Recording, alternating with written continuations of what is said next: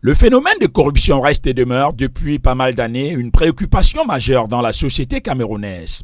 Et la région de l'Adamawa le subit à plein fouet, comme le témoigne d'ailleurs cet ingénieur des travaux publics exerçant à Tibati et qui, depuis plusieurs jours, peine à faire signer des documents dans la ville de Ngaoundéré. Quand on quitte avec les dossiers de Tibati, c'est la région, c'est l'Adamawa qui doit gérer tous nos papiers. Mais souvent quand on dépose les dossiers, on a la peine pour qu'on doit signer. Donc on se pose la question, qu'est-ce qui ne va pas exactement? Que non, il faut absolument d'abord monnayer.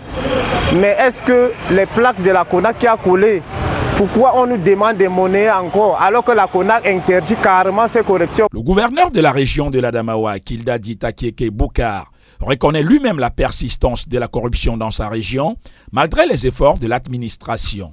Il a d'ailleurs comparé ces fléaux de véritables serpents de mer nuisibles au développement. Le vice-président de la Commission nationale anticorruption, professeur François Anoukara, a tenu à souligner les efforts fournis par la CONAC en vue de faire régresser la corruption au Cameroun. Nous pensons qu'à ce jour, nous avons beaucoup fait, parce que même le classement qui a été fait à l'époque par les organismes de notation, en nous mettant au dernier rang, nous avons quand même changé de position. Depuis sa création, avec les autres institutions de lutte contre la corruption, dont les corrupteurs aujourd'hui ne se présentent plus à jour. Ils vont peut-être changer leur méthode, mais ils savent que désormais, on est à l'aide tous.